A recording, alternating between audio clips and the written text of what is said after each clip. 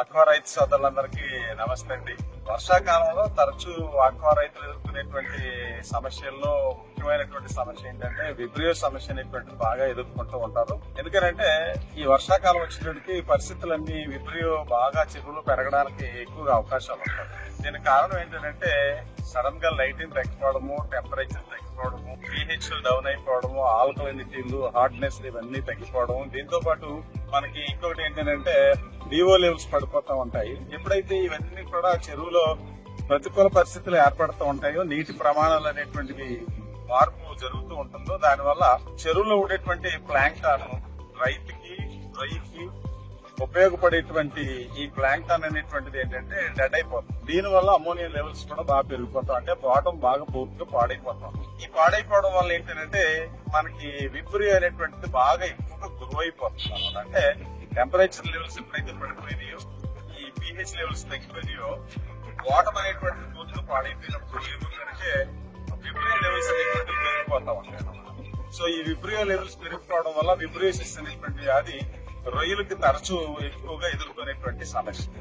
So దీనిని ఎప్పటికప్పుడు మనం ఏం చేయాలంటే వర్షాకాలంలో ఎప్పటికప్పుడు వాటర్ ని టెస్ట్ చేయించుకోవడంతో పాటు, అంటే నీటి ప్రమాణాలు ఎలా ఉన్నాయని చూసుకుంటూ ఉండాలి. దాంతో పాటు మనము విబ్రియో లోడ్స్ కూడా ఎట్లా ఉన్నాయో చూసుకుంటూ ఉండాలి. దాన్ని చూసుకుని దానికి తగినట్టుగా మనం మందులు ఇచ్చుకుంటూ ఉండాలి. మనం రైతులుగా మనం చేసేటువంటి పని ఏంటంటే విబ్రియో వచ్చిన వెంటనే మనం ఏం చేస్తామంటే దానికి శానిటైజర్స్ ఇస్తూ ఉంటాం అనమాట.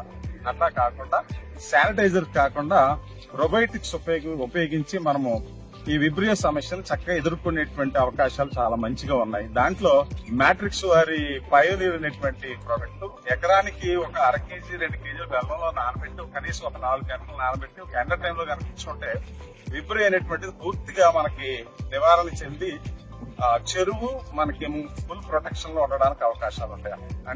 అంటే పయోనీర్ ఎందుకని మిగతా వాటితో మనం పోల్చుకుంటే ఎందుకు ఇది బాగా పనిచేస్తుంది ప్రొబయోటిక్ అని చెప్తే, దీంట్లో CFU వాల్యూస్ అని ఉంటాయి అన్నమాట.